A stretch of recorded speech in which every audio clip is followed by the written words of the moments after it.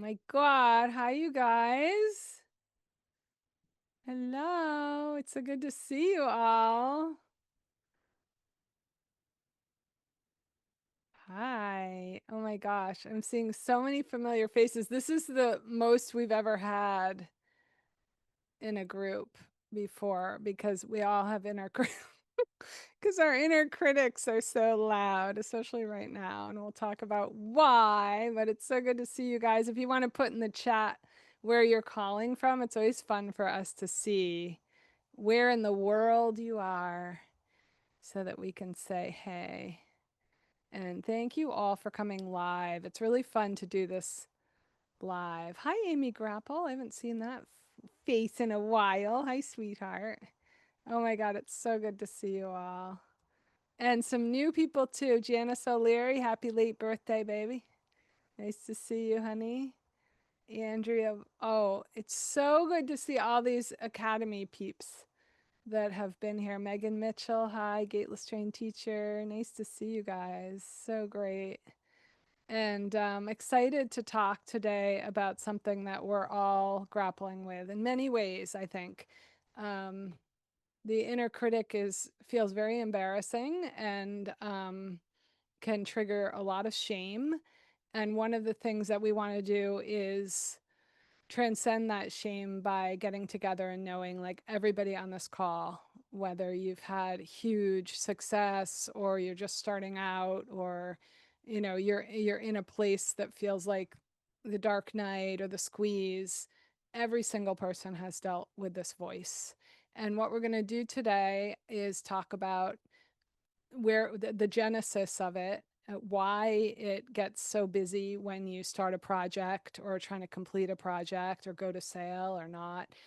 Anytime you're trying to do something creative or kind of different from what you've done before or from what your community is doing, the critic rises. So for you guys who don't know me, I'm Suzanne Kingsbury. I founded and now run a literary arts organization that's called Gateless Writing. And we have a 10-month postgraduate program called the Gateless Academy, where people start and finish their manuscripts. And we also have a Gateless teacher training, which is the professional arm of Gateless Writing, and it is training people in leadership positions who are working with the power of the word in any capacity. We have everyone from doctors to corporate Olympians to authors and anything in between. And we run retreats, and we have about 120 people working worldwide now who are Gateless trained in a lot of different continents, in a lot of different sectors. So you might meet them, or you may have can't come from their lists. But at any rate, today we're in this very sweet hive. And what I want to tell you before we even begin is that we have guidelines in Gateless about how we move together, like when we read aloud, how do we respond? And we want to keep that today in the conversation on the critic, because it can get very vulnerable when we're talking about the critic, and questions will rise, insecurities, vulnerabilities. And you just want to know that in a Gateless space, when that happens, what we're doing is we're focusing on what's strong about who you are and what you have to offer the world, but also just intrinsically who you are as a unique human being. And so when you go to ask questions, which I hope so much that you guys will, because it enlivens the conversation, and it also allows us to know we're not isolated or alone in some of these thoughts. When you go to do that, just know that I'm not here to fix you or to deconstruct what you're saying. I'm really here to both of us seeing what's happening together and looking at your strength in what you're asking. And it's pretty phenomenal that there's always, whenever we're asking about the critic's question, which is like, I feel too old to do this, or I feel too inexperienced, or I feel like I procrastinate too much, or in some way I feel like an imposter. what's fascinating is that that question happens in balance to something that's actually quite strong about you and that has such value. And what we do when that question rises is we see through it to that strength. And the strength is how we get to answer those questions. So it's your the thing inside of you, the unique power, the talent, or whatever's inside you that helps to turn around and see this doubt that's happening. So when you ask a question today, just know that that's what we're going to do. We're looking at that transcendence rather than the fixing energy that we often see in this particular society in this time in history. And you notice it when you're on social media, for example. It's like the 8 things you can do to be more balanced, or, lean in or rest, or, there's a lot of directives and prescriptives. And what that does is it can obscure what you know to be true about how to move through and your own rhythm, whether it's a circadian rhythm or creative rhythm or something that you need to do right now that feels strange to you, but that's being asked of you inside.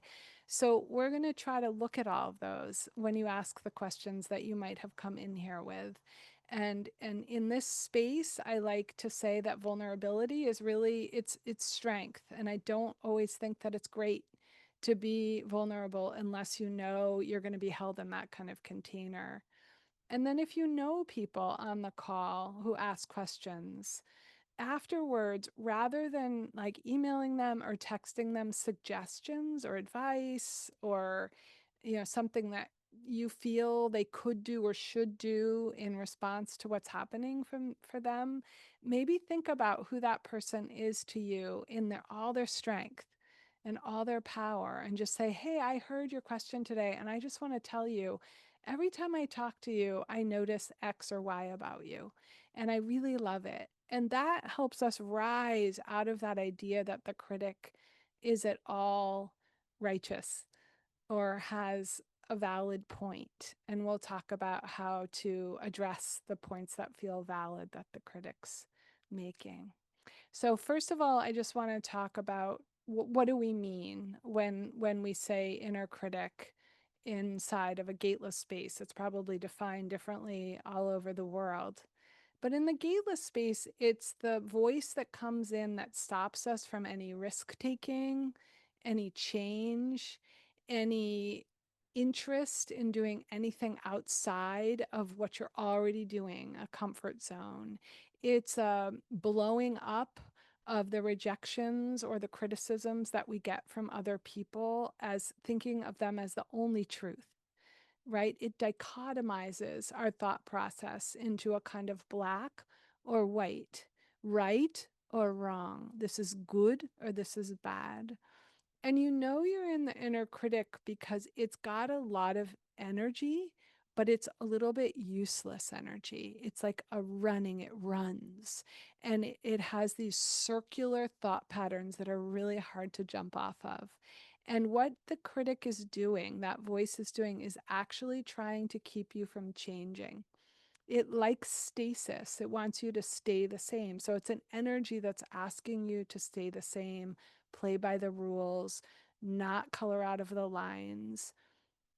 And the question of why we have these strong inner critics has to do with societal conditioning. So we're not born with the inner critic. We're born with safety valves, right? We're born with a watchful eye and a witness that's pragmatic, it's discerning, it wants to help you navigate in the world. That isn't the critic, though. That's just discernment. That's just the pragmatist. That's just somebody who might come in, a voice that might come in that wants to be integrated with the whole, that says, like, now it's time to, make some money, or now it's time to go to sleep, like you haven't rested in a while. But it's not overly critical and opinionated, and it doesn't run its mouth in a way that feels tenacious, relentless, and almost like an addiction. Like, I can't get out of this feeling that I have that I'm not good enough. or that I'm not smart enough, or that I'm not. So, where does that come from? If we're not born with that tenacious, relentless voice, where does it come from? And the reason that I that I can sit here and talk about this is that I noticed very early on in my tenure as a creative person and as somebody who was trying to build an organization that, oh wow, like if I pay attention to that part, I've got to really know how to pay attention to it, because this could derail everything that I want to build and everyone I want to connect with and the network that I'm really starting to see grow as a result of gateless writing. And so I needed to know where it came from, its genesis, the brain science behind it. There's been a lot of brain science around it. And also what other creatives, like kind of the masters of the literary arts, have said about that creative voice and whether they were using it to create. Like, is it useful at all? And what I found was that there's like this slight kind of almost like a membrane between the editor, the pragmatist, the one that discerns inside, and then this opinionated critical voice of the oppressor. So the question was, how did we come into this, right? Like we're born without it. Supposedly, Suzanne's telling me this, although it feels completely integrated in who I am. So when we start to move through life, there are some dictums that we're told we have to adhere to. You know, those will go all the way into adulthood, where you're expected to go to the DMV, you're expected to pay your taxes, you're expected to stop at the stop sign, right? And in the very beginning of your life, these are behavioral. So whoever raised you will have a set of expectations that they want you to adhere to. And if they haven't looked at their own inner critic and what it is and what makes it tick and whether it's true or not, then they're usually projecting their inner critic onto the little child, right? So you color out of the lines, right? And then an adult comes and says, actually, you don't color out of the lines, you have to color inside the lines. And if it's abusive, you know, you might get slapped, or you might be told to go to your room and not come out until you can color in the lines, or, you know, and that's a metaphor for so many things, right? That's emblematic of just a million things that you might have done that were told, like, that's wrong. I'm going to fix you. I'm going to tell you how you should really dance. I'm going to tell you how you should really write this poem. I'm going to tell you how you should really dress. I'm going to tell you how you should walk. I'm going to tell you who you should be friends with. I'm going to tell you to shut your mouth because you should be seen and not heard.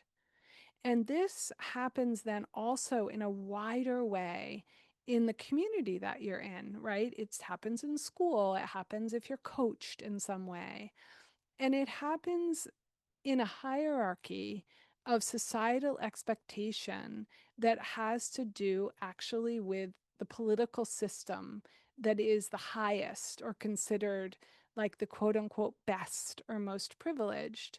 So the hierarchy is about white supremacy, right? It's like, oh, if you look like this and you act like this and your mannerisms are this, then you're okay. And everybody kind of falls into line.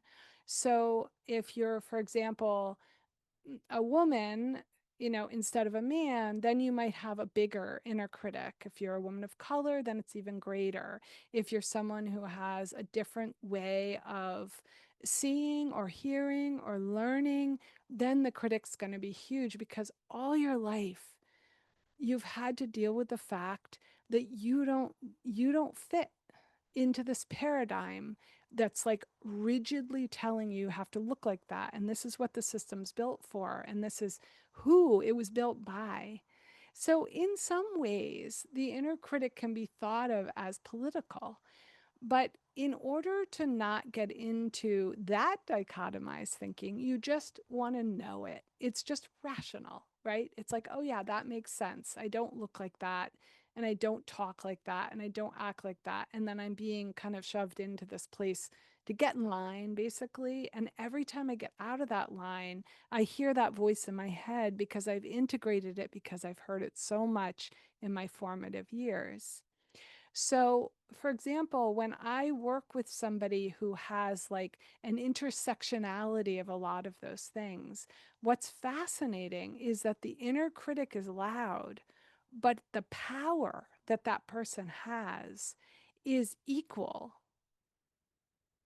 It's equal to how loud that critic is. So I want you to just really take this in.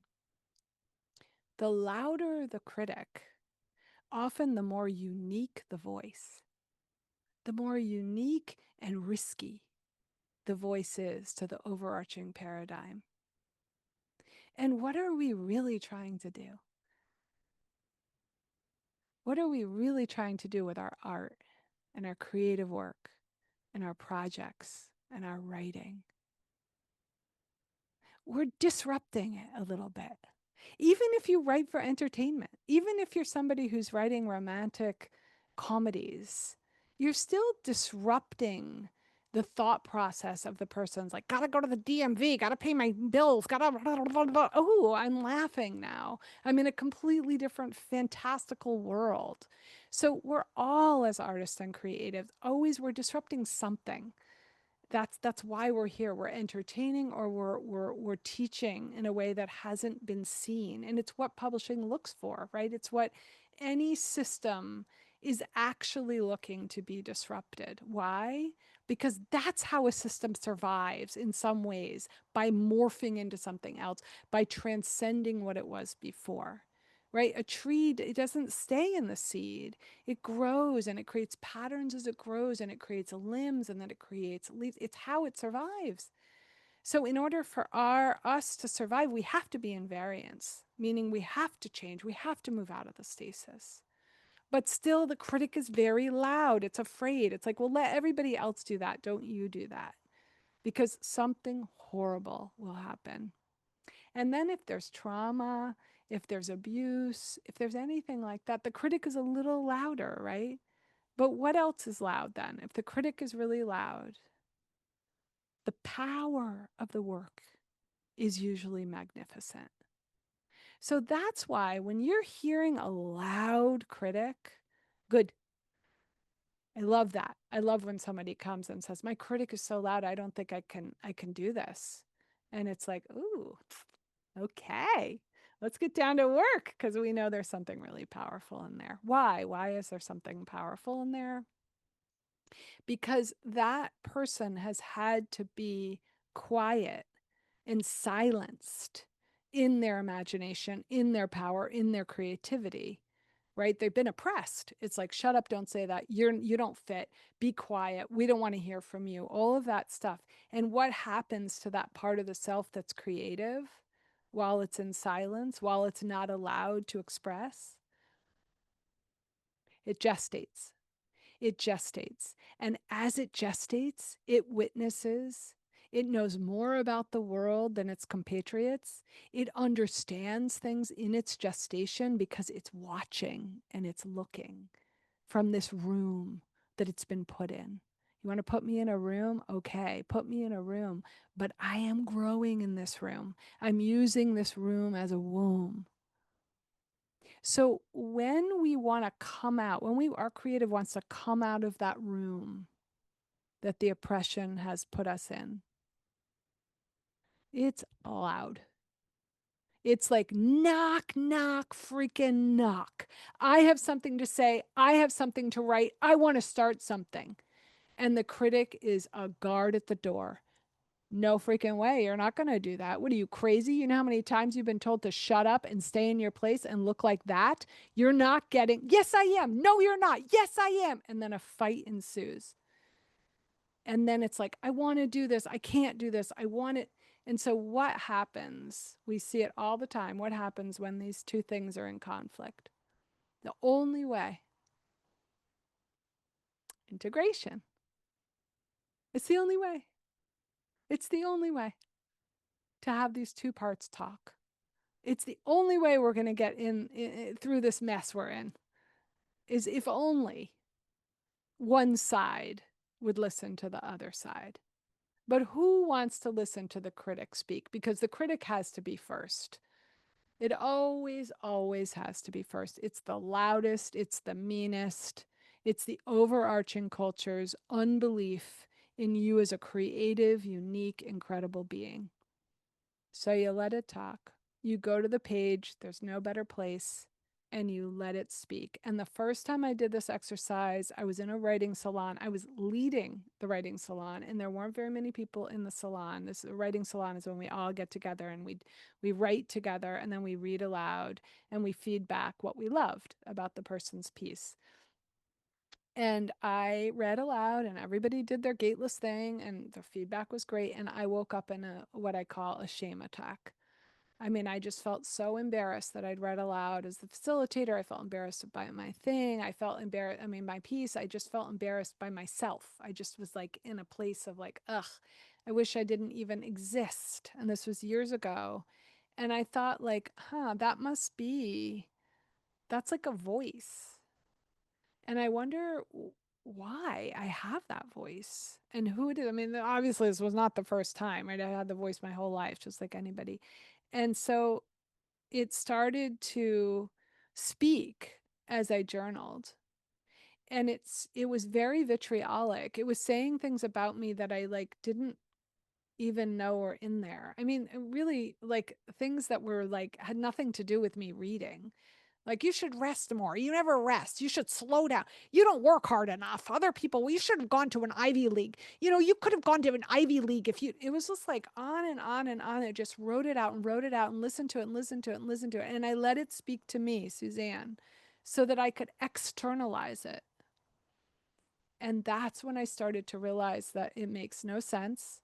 It contradicts itself. It's somebody else's thing that they once said to me, and it's holographic. It had no basis in reality at all. And as I started to realize this, I began to understand that we can talk back to it. Just like when you're in an argument with someone, you kind of let them say their thing and let them say their thing and let them kind of get into the mess of it.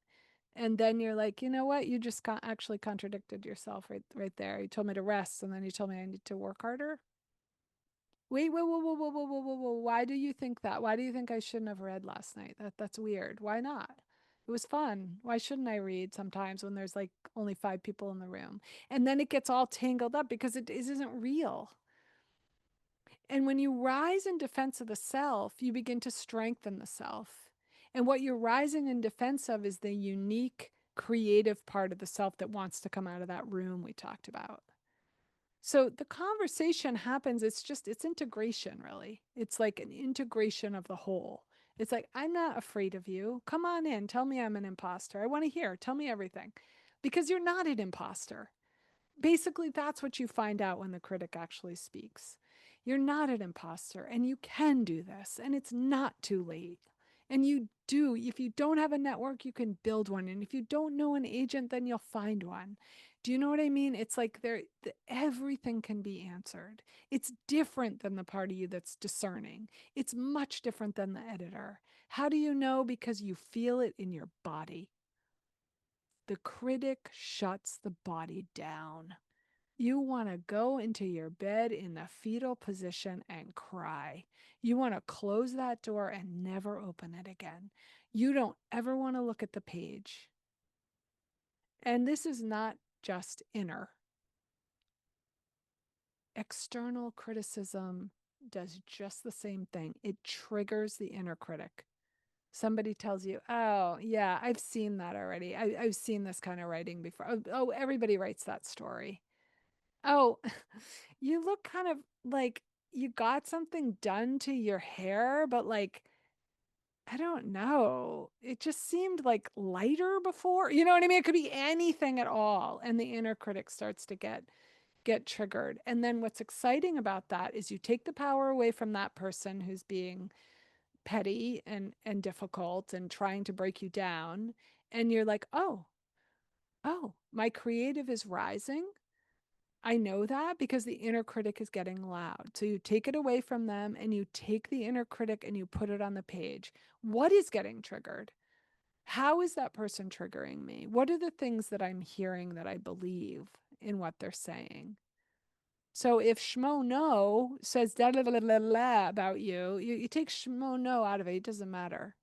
And you're like, oh, but I'm going to take my power back in this situation and write down what my inner critic believes about what Shnomo says. Who cares about Shnomo? Just don't hang out with him again, but really go into it and figure it out. And then once you do, you open the door to your self rising, your creative self who says, hey, that's not true. Wait a second. And you kind of ask that question to it. Is that true? Wait, didn't you contradict yourself? Wait, what's happening here? And that's when the self rises in defense, and then the room opens, and then the creative work can happen. It's a very lovely kind of three-step process. Lovely, maybe not, because you have to open into this terrible vitriolic voice that you've been given by the conditioning, but it gives you a sense of you can't tie your critic up in a chair and then be like, okay, good, now I can create, because the critic's just going to get really loud if the thing you're creating is really big. So this is a way to handle it that has to do with your own agency. Like there are a lot of ways to deal with it. There's like tapping and therapeutic care and a million things that you can do, obviously, that supplement this if the critic is big. But this is a way to come to the page, and the page is always there. It's a sanctuary, it's a best friend, it's an oasis. It's a thing that you have control over. You don't have to pay for it. $3.99 at the drugstore gets you a notebook. And you pick up a pen and you do it, or you do it on your computer, like nobody else has to be involved in this. It's embarrassing even to sit in front of a therapist sometimes and say, like, I don't feel worthy. And if they haven't dealt with their inner critic, then they might want to fix you in that. Oh, no, you are worthy. And this is why. And you shouldn't feel this way. And maybe you could do this. And maybe you're not meditating enough. And maybe you need to, whatever it is, there's the fix and the fix and the fix.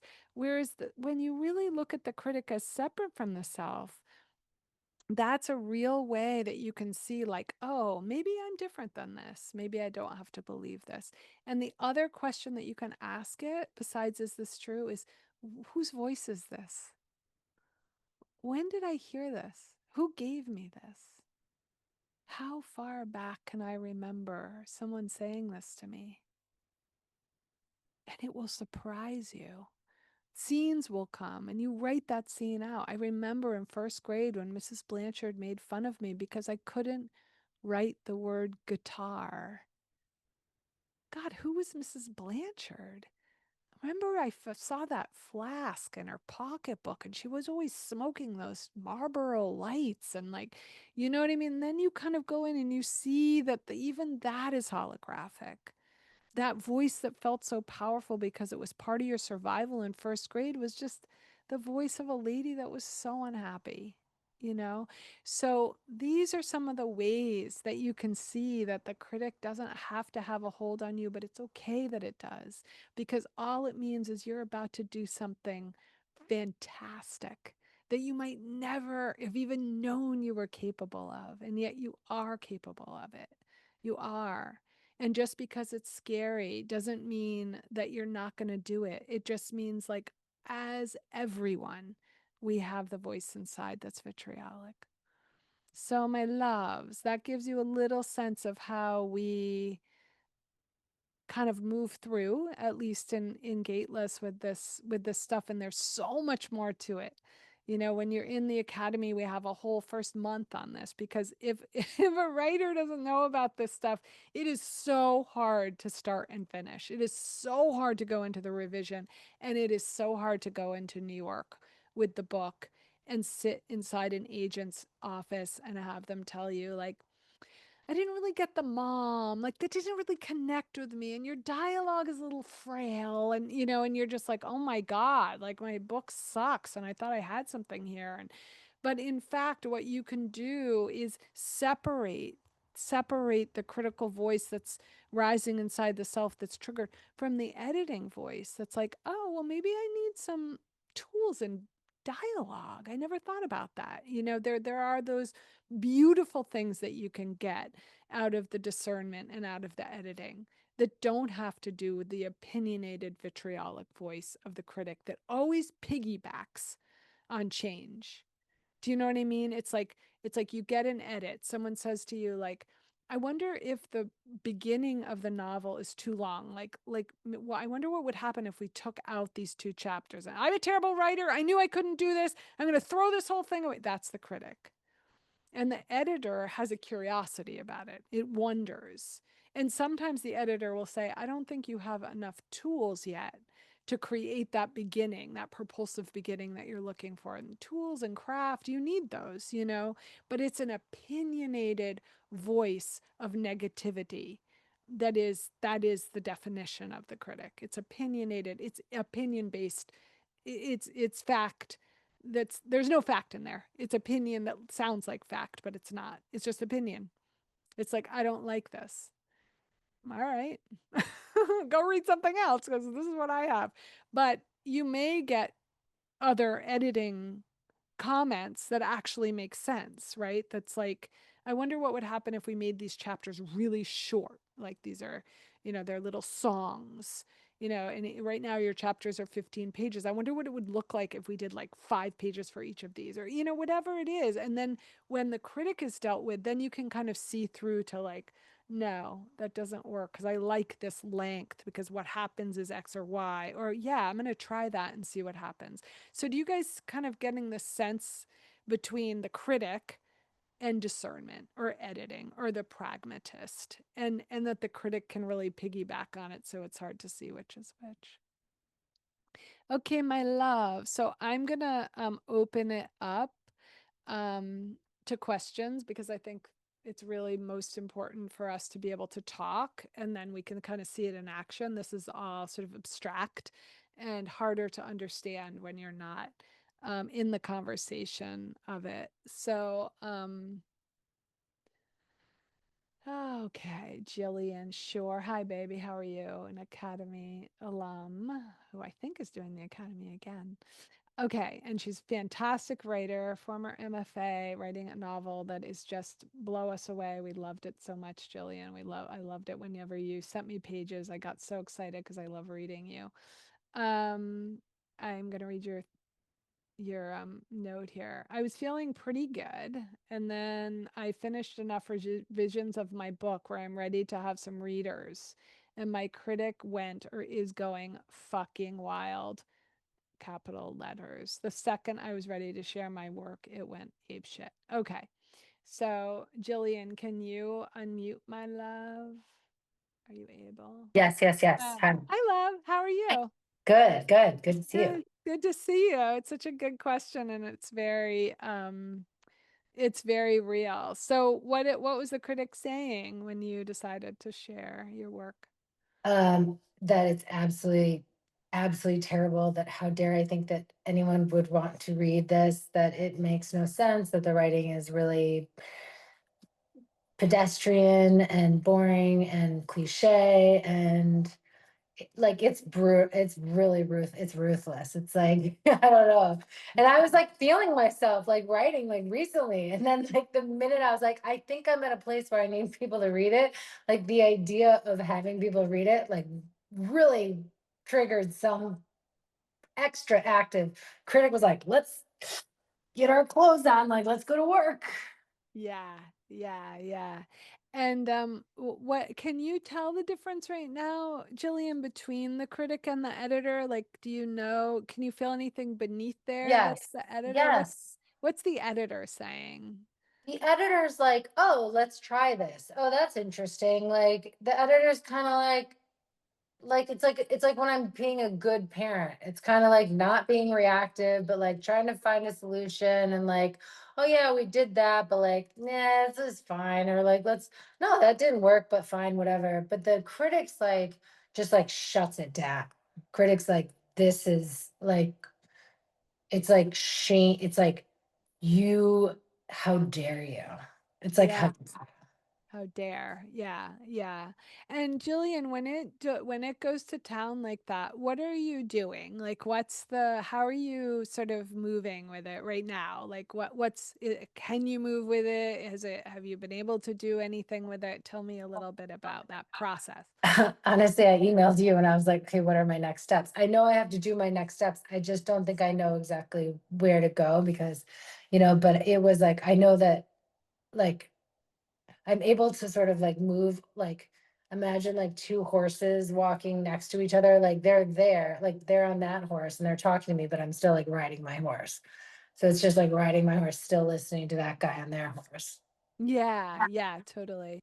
Okay, so let's talk about what the critic is saying. So one of the things it's saying is like, who do you think you are? Is it who do you think you are to publish, or who do you think you are to share it, or who do To, you think you to, are? to think that anybody would buy this book or read this book. Okay. Okay. Okay. And what else is it saying?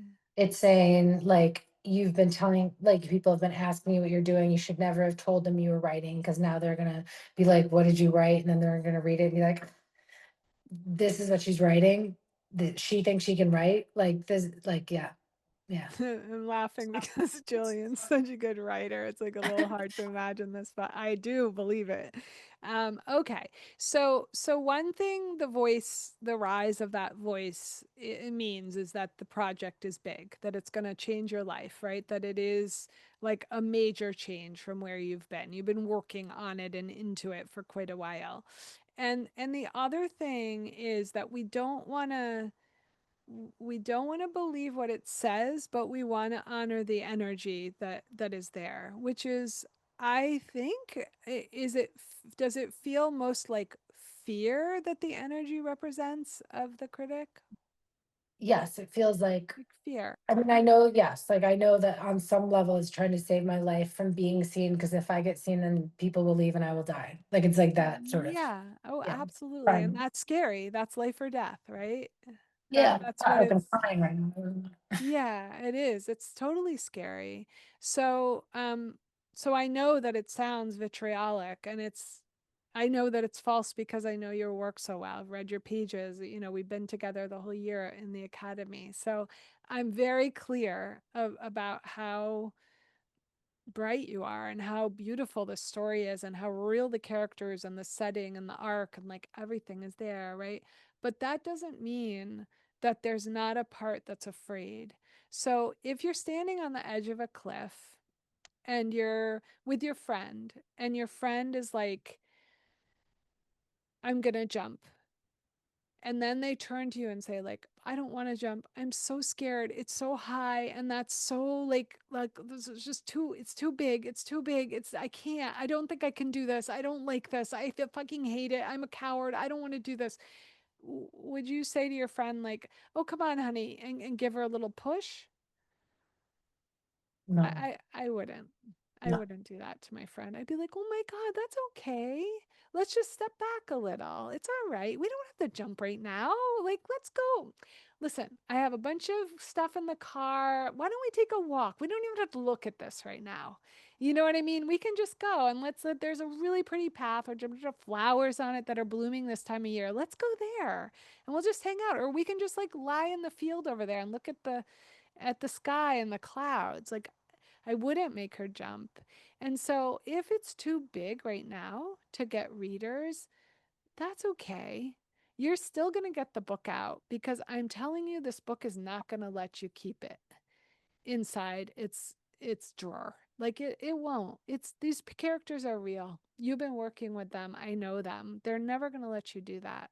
But they may not be ready to be in somebody else's hands right now.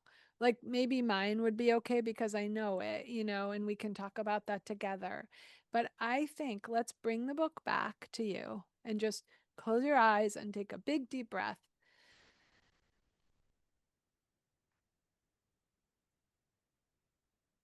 And I know there's a voice probably in there that's like, no, no, no, I have to move forward. I'm going to do this. That's totally normal and that's okay. And that's propulsive and it will happen. So you just tell that self, like, it's going to happen. I promise you're going to be able to do that. You're going to be able to make that leap, but just maybe not right this second. And then I want you to make a list tonight or tomorrow or whenever you can of the things that you're hearing that aren't vitriolic. Like, for example, things that aren't exactly vitriolic but border on craft. So, one of the things you said is it's too cliche. So, I want you to take those things and make a list of them. And then I want you to take your brilliant editor, and you have so many skills now after those 10 months, and just think about like, okay, what if it was cliche in certain parts? Not the worst thing in the world. Cliches come from somewhere, usually because they're real.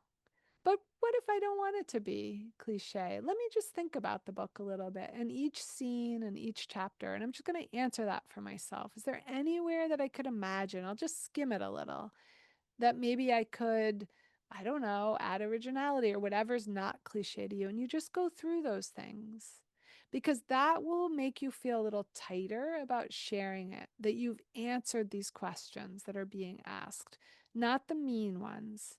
But just the ones that are a little broad, that are a little abstract, but might be related to craft. So sometimes like people come to me and say like I'm not funny enough. I can't read this aloud. It's supposed to be funny and I know no one's going to laugh. And I'll be like, "Okay, great. Well, let's if you want to be funny, let's look at the craft of the comedic craft. And let's just go piece by piece and think about that. Like which lines might not be funny to you, and often they're like I think it's all funny. I love it. I'm just afraid other people won't. And it's like, well, if you think it's funny, somebody else is, you're not the only one in the world with this sense of humor, right? So address them. Try to move back from that big leap if you can. It doesn't have to be forever. But once you're ready to share, you'll know because it will be scary, but it won't be this scary. It won't feel like life or death. And honestly, when I was a little girl and I was on the edge of a little stone wall, it doesn't seem little, I was 6 and I didn't want to jump. And there was a boy beside me that kept telling me to jump and telling me to jump. And finally, he pushed me and I broke all the bones of my arm. So it's like you don't push yourself. It's going to get done. And you tell yourself that it's going to get done. And you make a list of all the things you've done in your life because you've done so many things and you've completed things. You just completed a 10-month rigorous academy.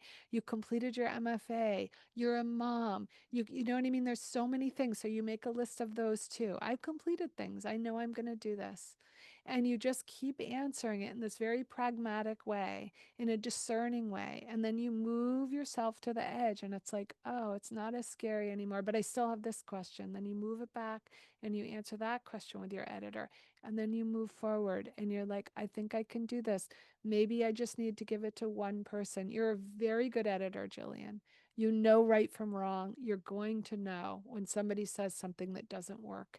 And you guys don't have to listen to people who are vitriolic who read the work. You just say, you know what, I can't hear anymore. This isn't resonating for me, and I really want to preserve my work.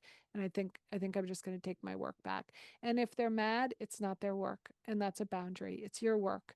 This is your house. And if you don't want somebody in it, you can say, I'd love to do something else with you, but I don't want to do this. This isn't feeling right. So remember that you have agency over readers. You can decide in the middle of someone telling you feedback, you know what, this isn't, I don't think this is right. Even if you've paid for it, you can just say, this isn't feeling good. I'm sorry. You don't have to listen to that. And I don't care what PhD they have or what they've edited before, or always check their frame of reference, but it doesn't matter. That's one opinion. And if they're in their critic, it's just going to trigger your critic and can go round and round and round. So one of the things to remember before you get it out to anyone is that you have agency. All right, love, does that help a little bit? Thank you. Yes, thank you. Good. I'm so glad.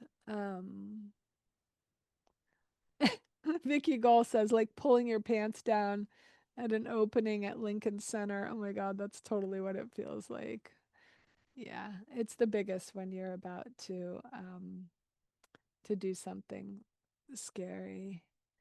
Um, Donna Nucci, hi love, she's right down the road from me. Finishing my second draft at the Connecticut retreat. Yeah, we have one coming up. Is brutal, brutal for all these reasons. Looking forward to the safe space of Gateless. Yeah, it's really beautiful to be in a space like that. John Lincoln calls his hi John. He's also an Academy person. He's such a good writer. I call mine Rufus, who's really tiny Danny DeVito, all sweaty from screaming alarm at me from inside his rusty suit of armor. Bless his heart. Mine is a Juliet Cumming. Hi, Juliet, also an Academy person. Mine is very funny and talks like Fran Lebowitz. Oh my God, I love her. Me too. Mine's Eve, Deborah Goldstein, short for evil. Yeah, I think it's good to name the critic. Um, this is so interesting to hear how people deal with theirs. Let me see if I can. Yeah, so Casey Aaron Wood is a Gateless trained teacher and also part of the academy. The contradictions are so real. How can both "you'll never finish your book" and "everyone who reads your book will hate you" both be true? That's so true. Yeah, when you rise in defense of the self, you strengthen the self. It's so true. And it really speaks to, like, I think as women at least we're really told to be quiet, let it pass. I've noticed that with conflict, I often just want to like move away and not deal with it. And it helps not to rise in a mean way to say anything about the other person, but to really rise in defense of the self. Like, what you're saying about me, that's just not true, and these are the things that I know about myself to be true, because it happens. People will see you as in a way that you don't see yourself. um yeah, so Cassandra is saying my dyslexia does that all the time. When I make a mistake, blind spot, and all the put downs of a lifetime. Yeah, I think when we learn differently, Cassandra, I also learn differently. It's like it's horrible. I mean, I just think of myself as like disorganized and I can't focus and I'm no good and I'm not like the other kids. And, in a way, I think once we deal with the critic enough, we start to see those as really as strengths. It's like, oh, these are my superpowers. I used to think they were what was wrong with me. And that's an exciting moment when that happens, right? That we're able to move into a place of like seeing it as power rather than as a problem. Um, Let me see. I'm loving everybody talking to each other. So great.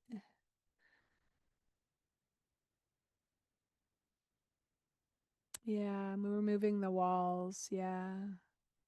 Yeah, Cassandra. Mine is a struggle. Gotta one up myself. Not good enough. I act over it all the time. Yeah. Yeah. Yeah. And Monique. Hi, Monique. She said, I love what you said about the critic's loudness in relation to the uniqueness of the voice. Isn't that amazing? And when you think about the universe, it's like always, we learn that, right? In physics, it's like we're always contracting and expanding in equal measure. And that's sort of like what the critic is doing. It's showing you that there's something big that wants to rise. So it's getting really loud. And so you really want to do business with both of them rather than just listen to this loud voice, because the thing that wants to rise is unfamiliar to you, so you may not recognize its voice as well, and it's also not as noisy. The critic really, it's very much based on cortisol, and that's why it's so addictive, because it releases cortisol in the brain, and cortisol is more addictive than cocaine. So you can get into a mind loop. That's why it's so hard to break yourself out of it. And that's why we talk about other modalities, like in the Gateless retreats and the teacher training, we do a lot of body work. So after you read, you go into what we call the Gateless nest, and you get body work in the middle of the circle while you're listening to feedback. So you're getting the somatic integration of the gateless feedback, which is positive. And what happens then is the brain gets retrained to think of writing and exposing your writing as something that's a positive experience for the body. And it's the body that then retrains the brain. So if you have an experience that feels good in the body after you read aloud, you're more likely to go back and write. You're more likely to read aloud another time. So there's a somatic retraining that we're doing in Gateless, in the training and in the retreat at least, and that we try to do virtually in the Gateless Academy to remind you that like it's okay. You know, we want to remind you that you can actually be somebody who gets positive feedback when you expose the writing rather than the negative feedback. And in Terry Trespigio has what she calls the New Rules Studio, and it's a live writing studio. And 3 or 4 times a week, you can drop in. It's like Peloton for writers, and it's with trained gateless teachers. And you drop in and you write right like in the group, like you're generating new work. And then when you rise, you're hearing positive feedback about the work. And what happens then if you do it enough, like Murphy Lewis was saying, she did it for the last year, and her brain started to change. And like everything in her life started to be focused on like what was strong about her and what was unique about who she was. And so it's a way, it's not just like, oh yeah, I get positive feedback, it feels so good. It's like we retrain our brain, but it's not just positive feedback, it's craft, right? You want agency over your writing. You don't just want, oh, yeah, that was great. That's almost as bad as, yeah, I don't like it that much. It's like, well, what was great? You know, great. Well, how? You know, tell me specifics about why you liked this thing. And then when you're with a gateless teacher in that kind of environment in the academy or in the New Rule Studio or at retreat or something, you're hearing specifically like, oh my God, the way you started that was so awesome. You started in scene. I could see the moon and I felt what she was feeling because you did that really specific thing with gesture and with what she was wearing. And then I loved how you panned out and then came back in. I love the global frame and how you started it during the war. So we knew that that was pressing in on him. Like you're hearing very specific things, and there's no way for opinion to fight with fact. That's factual. Craft is factual. This you actually did this in your work.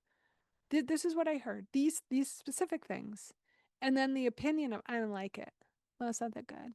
Well, you don't know what you're doing. Well, I must know what I'm doing because the beginning works. You know, I just heard how it works specifically.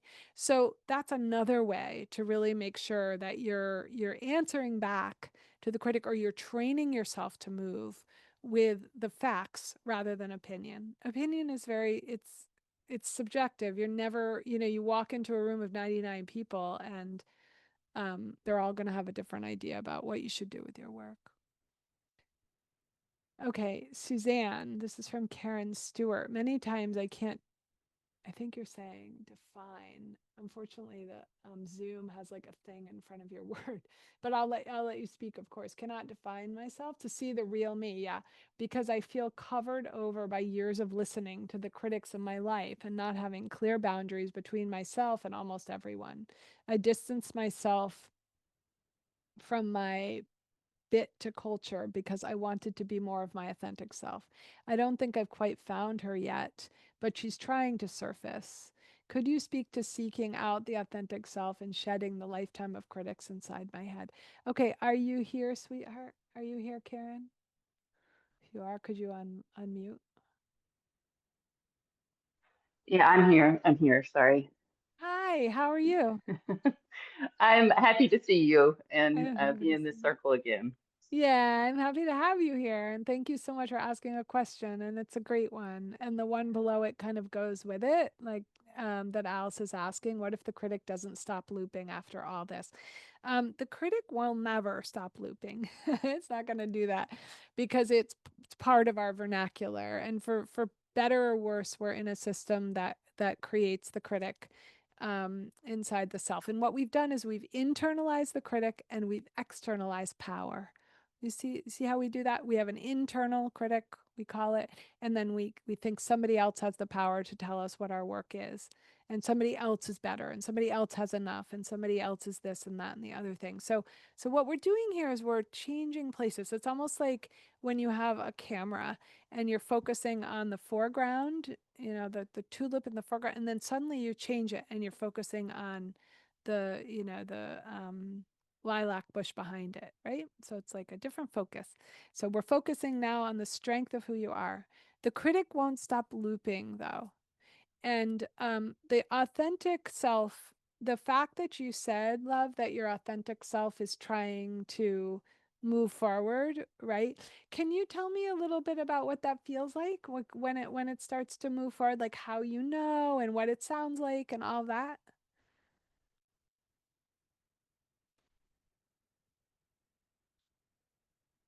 Are you there, Kara? I'm not hearing her. I don't know where she went. Sorry, Oh, I'm there you here. are. Hi. I'm glad you're still here. Okay, yeah. Can you tell me a little bit about what the authentic self sounds like? She feels very powerful, and it's almost frenetic. Like there's a lot of electrical charge going through my body when I feel connected to her. Yeah, What does she want, love? Like what are the kinds of things that she's pushing forward, do you think? I think she just wants to be heard. Yeah. How do you hear her? Like how does you're a writer, so do you speak to her on the page or how does she let you know? Yeah, she's in my head all the time.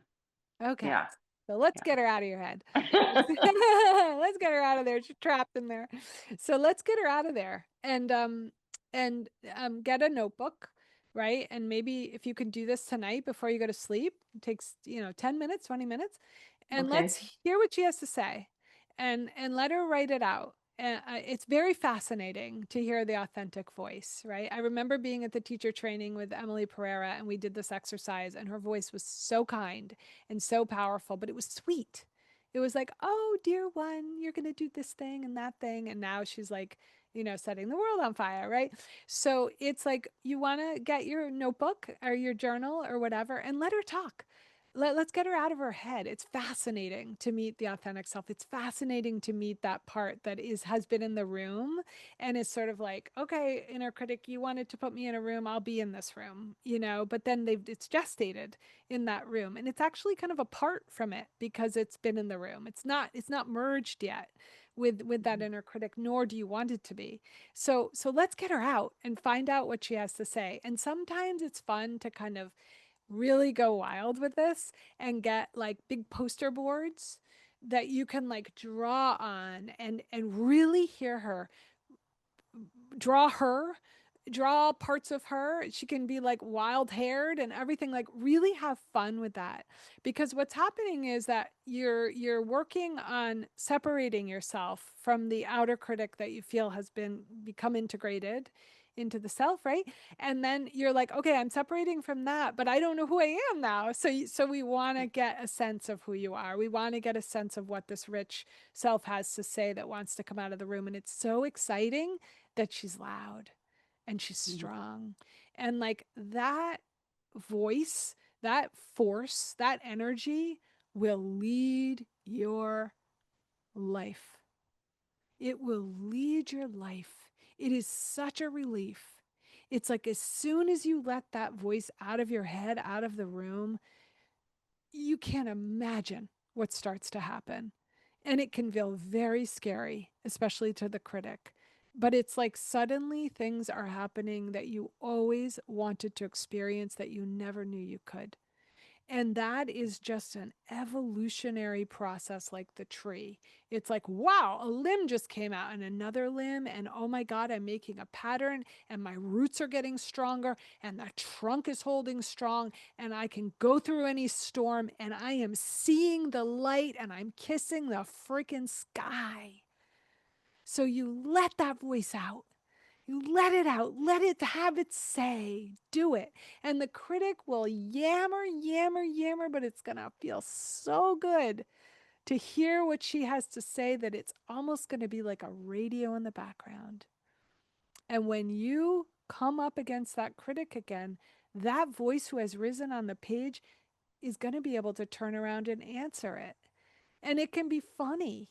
Like sometimes I have the funniest conversations with my critic. It starts really vitriolic and negative and sad, and sometimes I cry or I like rip the page and stuff like. But then it winds up being kind of funny. Like, oh my God, I can't believe you actually just said that. It's like being in a fight with somebody that you're just like, you are actually making absolutely no sense now. You know what I mean? I'm just gonna push you in the pool or whatever. It's just this thing winds up being kind of funny. So do that first. Let's do that first. And then send me a note and let me know how it goes. Okay. Thank you, Okay. Suzanne. Yeah, thank you. Let's see what happens. Um, okay, so Lori's asking, when I feel tired of my own voice, is that my critic? Um, That's a tricky one. It could be that your critic is telling you that it's tired of you. It could be that your critic is saying, yeah, you're boring. You have nothing to say. I'm tired of you. So again, the page, even if you're not a writer, but I believe we're all writers, the page is the place that you have more agency over what's happening in here. And the critic will try to get you not to write. It's always going to have, you're always going to have resistance to this exercise, always. And the way to move through resistance is this little thing that we talk about sometimes. It's called discipline. And you just know, like why do we eat our green beans? Why do we brush our teeth? Why do we try to get a little bit of exercise? What, you know what I mean? It's discipline. It's like it's good for you. It's going to feel good once you're done. And so what you want to do is ask that question. Is this the voice of my critic? How do you know? Because you let it speak and it will tell you, like, whatever it is, it will tell you. But often you do feel tired of the negativity. Cortisol is exhausting, and it's exhausting to listen to repetition. It's exhausting to listen to someone who's being negative about you and your life and who you are. It's just so tiring. But how do you then let it go so you have more energy? You write it out. You move it onto the page, because once it's on the page, then it's out of here. It's out of the body, it's out of the mind, and you can look at it, and then you have agency over it. You can answer it, you can dissect it, you can rip it up, you can do whatever you want. But if it's following you around and it's in your body or in your mind, it's so exhausting. It takes so much energy to carry that around with you. And the good thing is you can put it down. And all you need is a notebook for $3.99 from CVS, and a pen. And I like to handwrite. I think it's very intimate in this situation. I don't think so all the time. Like if you're creating your book or an essay or whatever, I create those a lot on the computer. But this is fascinating to just get down to it, or buy a big sketch pad and be like, I'm going to do this thing. I'm going to draw this out. I'm going to name this force, this energy. So let's see what else. We have a couple more minutes. Opinions are like belly buttons, everyone. Who said that? Deborah Goldstein. That's funny. Terry, that's the politest version of that sentiment I've ever heard. Oh my God. Yeah. Can the critic be befriended and in doing so be transformed? Can it be a part of us that thinks it's doing something protective and it just needs to be unburdened? Um, no. You don't befriend your abuser or your oppressor, but you do let it talk. You do let it talk. You do want to hear what it has to say. You do give it room to talk so that you can understand that it is trying to guard the room that has this unique creative energy in it in order that you toe the line. But this idea that we befriend the critic, or it's a misnomer, because it's holographic. It's sort of like when you befriend a narcissist, right? Can you befriend a narcissist? Kind of, but you're never going to really change that person. And what you're seeing is a manipulation. And so it's not authentic. It's not a real friendship. If you're befriending someone because you share equal values, and you respect one another, and you want to go on trips together, and you want to share your lives, and you feel held by them. That's friendship. This is not a friendship. This is a strategy for seeing through a voice that's holographic. It's unreal in the end.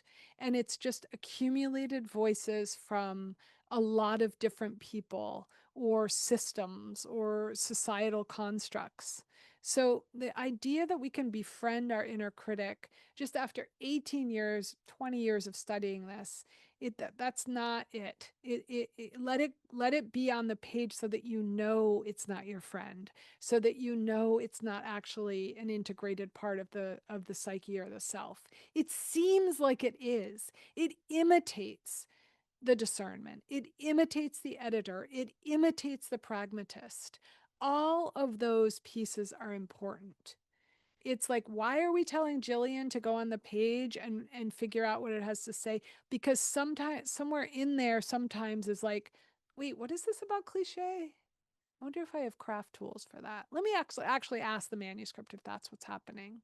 But that voice is not true. You can put your finger through it. So there's a lot of stuff in the outer world about like befriend the critic, or the critic is just your protector, or it's you'll find that kind of moves you in a little bit of a loop if you go into that. And we really want to see the critic for what it is, through what it is. It's nice to think that you can have a friendly breakup with an oppressor. Yeah, it's better to figure out what that was and have agency with it, rather than seeing it as something that's like for your own good. Yeah. So yeah, it's not a loyal soldier. So Jennifer Siri is saying, Bill Plotkin calls this welcoming home the loyal soldier. The loyal soldier is different. It's and that's why we define the inner critic at the beginning of the call. You do have loyal soldiers inside. You have the loyal soldier that's like, don't jump now. There's no net down there. It's not going to feel right. Let's bring this back. It's not time. That's your loyal soldier, right? That's your pragmatist. That's the part. It might tell you not to do the thing that's risky, and you think like, "Oh wait, I'm stopping myself from doing this important thing that I need to do." When it's that's a compass point. That's a like, let's turn around now and go in this direction just for a little bit. That's the loyal soldier. The critic that we're talking about, this critical voice, don't mix it up with the loyal soldier. Don't mix it up with the pragmatist. Don't mix it up with anything that's for your own good. This voice is not for your own good. A voice that tells you you're an imposter, that it's too late, that you don't have enough skill, that you're not enough, that you're too much, that's not a loyal soldier. And we really want to start knowing that, so that in the world, we can get a sense of who's real and who's not, who's going to move for our greatest good and who's not, our better angels, so to speak. It's very important. Um, so this is a deep, deep, deep look at this. It's not a surface look. And we're not talking about a part of the psyche that you need to do business with because it has something to say that's useful. This is a conglomeration of voices in confluence with each other that are interrupting your ability to evolve and grow. And yes, I think John Lincoln's exactly right. He's saying it depends on the amount of grace I'm able to feel for myself first. This is all about grace for the self. Yes. Can I be curious about it? It's okay. You're not curious about it because it sounds really scary, because it's big. It makes itself big in order that you're listen to it, but it's not big. It's vapor, actually. It's vapor. Yeah, criticism isn't helpful. So the critic's motive may fundamentally be to keep me safe. That's what it will tell you. But safe is small, and I have no intention of staying small when I'm creative. That's exactly right, John. John's coming to the teacher training and Joshua Tree this year, and he's already teaching. How could we put the inner critic in the background if it's louder? Alice. Alice, that's a good question. Just exactly how Karen and I think it was Karen, right? We're talking about let your authentic voice speak, so that you know that it's there, what it wants, what its dreams are. Like really let that be in balance to anything that we're doing with the critic on the page. I'm at a residency, Amy Grapple. I'm supposed to do a revision, but feeling stuck and fearful, like I'll never be able to do the task I'm here to do. The critic is loud and paralyzing. So write it out, love. Write it out like we talked about and see what it has to say and write it out. You're at a residency, so you have some time. So write it out until the authentic self rises in defense. And congratulations on the residency. This is a perfect time to do work like this. Yeah, there will be a replay. Hi, Chrissy Driver. I have some time tomorrow morning. We've been trying to find a time.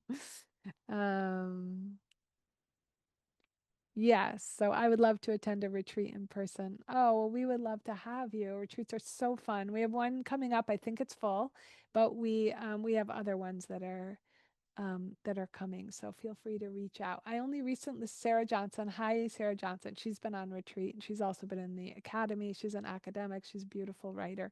I only recently discovered I don't have to carry other people's negative projections. Amen. Given my family of origin dysfunction, that has helped me with my inner critic management. Yeah, you give it back. Exactly. It's not yours. Just think of being a dog and your owner yelling, drop it. Drop it, Terry Trasfusia. I just saw Terry on stage last night and it was just like unbelievable. So Terry's been in the academy. She's a teacher. She's been on multiple retreats and she is running the new Rural Studio where you get to drop in and write gatelessly every week, like 3 or 4 times. And it's you can do month memberships and it is fantastic. So um just reach out to us and we'll send you a link for that. Um, Megan Mitchell, hi, love. Oh my God, Gateless trained teacher too. I get that we inherit the fears of the critics of people who raise us, but what about those times that we have lived experience that creates new aspects of the critic? They were created out of our own experiences. What do we do with those parts, or are they all part of the same critical blog? Yeah, they're all part of the blob. If we were to be able to see the in a chem lab the critic and we were to distill it and distill it's all the same thing. It's all the same thing. It's trying to get you to be in a rigid structure of the overarching culture. So you're going to run into it now. You're going to run into it when you're little. But it's interesting to look at the foundation where it started so that you can pull it out by its roots. You know, so when your critic is coming now, it has a resonance to something that happened before. And the reason that we go way down into like, when was the first time I remember this happening? Is that then you're pulling it out by its roots, right? It's grown and it just has all these mirrors and resonances inside the culture. And so when you get into it's like me going into my garden. If I just pick it out, it's often the thing comes up again, right? And then I have to dig down there and get at it. And that's when you really and you'll run into it again. Oh my gosh, you guys, like that's what's beautiful about being creative. You're like, oh, here's a critic. I must have something really big, you know. And then often when you're in Gateless, you can call somebody and be like, is this true? Like, I'll call Terry, I'll call Kate Baldwin, I'll call Emily and be like, I'm feeling these horrible things about myself. And they'll be like, oh my God, that's not true at all. And Emily will always be like, oh, you need to go in onto the page and I'll go on there with you. And let's see what it's trying to say. And that's really exciting. Once you start to get a family of people that can do that with you, it's like, oh, I don't have to do this alone. It's so scary. Um, yeah. Terry Trespigio, 10 years of retreats. I can't go without it. They're so fun, you guys. Um,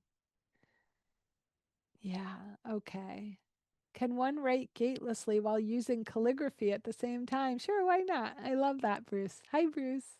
You come to a lot of these calls and it's great always to see you here. Um, let's see. There's the questions about retreat and the new rules and links. Thank you, guys. Christy, my critic has finally shut its mouth when it comes to writing, but now that I have my book proposal and need to build a platform, the critic is like, ha, platform, you can't speak or go on a podcast or promote your book. You have stage fright and will probably pee in your pants and have a heart attack. So that's fun. Yeah. So then you want tools to gain agency over what the critic's saying, right? Like it's so normal to have stage fright. I hate going on stage. I looked at Terry up there last night and I was like, how is she not throwing up? Like I would have like run or sweat myself silly. I would feel so, but you know what? If you have to go on stage, there are so many people that have resources for how to do that. And then you Google it. That's your pragmatist at work. That's your editor at work. Oh, I'm afraid of going on stage. Okay, I need more tools for this. I need craft for public speaking. I'm going to find that. And then, the critic loves the I don't know. The critic loves it. So find out. That's what's exciting. You think I knew how to start a business? I had no idea. I was full of like, my whole family were academics. I was a novelist. I had no idea what to do. But if I had been like, I don't know, I'm not a business person. I don't know how to start this. But I asked questions and I worked with business books so I could ask those people who I helped write them, like, hey, you guys, how do you do this? Is this right? Is this okay? And then by and by, you grow your skill set for public speaking. You're going to be great. And you don't have to start with public speaking. You know how to write. You wrote a book. So you start with writing an article for somebody. You know how to pitch. If you don't know how to pitch, go to Amber Petty or go to Natalie Schaefer. There's many people that can teach you to pitch. It's really exciting. So you look for that little thing in there that is like, oh, I can learn that. And then the critic has to shut its mouth again. It's very exciting. Let's see. My critic tells me you can't focus because I'm building my curriculum to do workshops. And the book is just my memoirs that will have some tools related to the workshops. And it tells me you have to stay here in Toronto and network for your workshop because I'm leaving for the writer to write and work online. But if I stay in Toronto, I can network more. Okay, so you write out, Lovey, what it's saying. Often you can do the critic speaks in dichotomy, remember? So it speaks in black and white. You can't do that and do this. Oh, really? Watch me. I could do both. I'm going to be able to do both. So you write it all out so that you can answer it. You're answering it. If it's asking questions, you bring your pragmatist out and you say, well, how would I be able, I want to do this and I also want to do that. How would I be able to do both of them? What do I need in order to do that? What are my resources for both of those things? Really start to answer it with the pragmatist. You'll notice when you have an argument with someone, and you'll notice this like online when you watch people argue who have opinions that aren't based in fact, and then somebody comes up that has the fact. Those opinion-based people, they're tongue-tied. They don't know what to do, and then they get so angry and they're projecting all these insults, and it's like, come on, I only am talking about facts. I don't know why you're getting so worked up. And that's what the critic does. So you answer it with facts. You look at what the critic is saying, and you ask, is that true? Can I not do this and do that? And then you start to see the path forward with resources and tools. It's a good question, though. Yeah, and the academy is going on now with applications now. Thank you for putting that link in there, Terry. And the New Rules Studio is part of the academy, so you do them both in conjunction with each other, which is really fun. And we do a lot of work on this there. And so the people who have been through the academy know this vernacular. They know about all these parts of the self that we're trying to integrate. But you guys, I have to say, I just love being here with you. It's been so incredibly beautiful to be able to have a space where we can be out of our busy lives and talk about this thing that's like often running our lives. And it doesn't have to.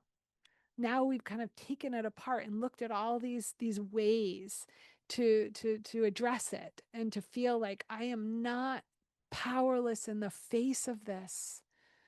I actually can do business with it. I can have agents. I have all these parts of the self that can answer it. And when I get triggered, I don't even have to think about that person, but I can take that energy in and realize, like, oh, there's a part of me that wants to rise. And that's why I'm feeling so stuck. And then I can give voice to the part that wants to rise. Hear it out. What does it want to do? Let it dream. It's okay. The other day I was looking around and I thought, like, oh, I remember being in this squeeze where I felt like I was completely stuck and nothing was happening. I was married to the wrong person. I was in a rented house that I didn't like. And I just let myself dream in a journal. And I found that journal, and every single thing I dreamed had come true. Every single thing. And they weren't big, huge. Like, I wasn't like, oh, I'm going to be the next like Dalai Lama or something. It was just like, oh, this is the kind of house I'd like to live in. And I'd like to have enough money to do this. And I'd like friends that are like this. And then I looked around and I thought, oh my God, I even have the little white dog. You know what I mean? Like, everything is possible. That voice, it's just holographic. You were only just trained in that voice, but you are spectacular. You can do everything that you have inside the self to do. And so make sure that that voice is getting air. Make sure that that voice can be heard. Make sure that you're talking to that voice too. As much as you're letting that record player go, that cortisol infused holographic voice of the oppressor, you want to rise, baby, rise, and you can. So reach out if you were shy today to ask questions. That's completely normal, especially in this kind of space. We have a really exciting next program for you guys. We have a call every week now during these 14 weeks that we do the symposium for free. We have a call almost every week, and it's the bridge between when the last academy ends and the next academy begins. So we love, love, love to have you here. Thank you so much for coming, and do stay in touch. Mwah!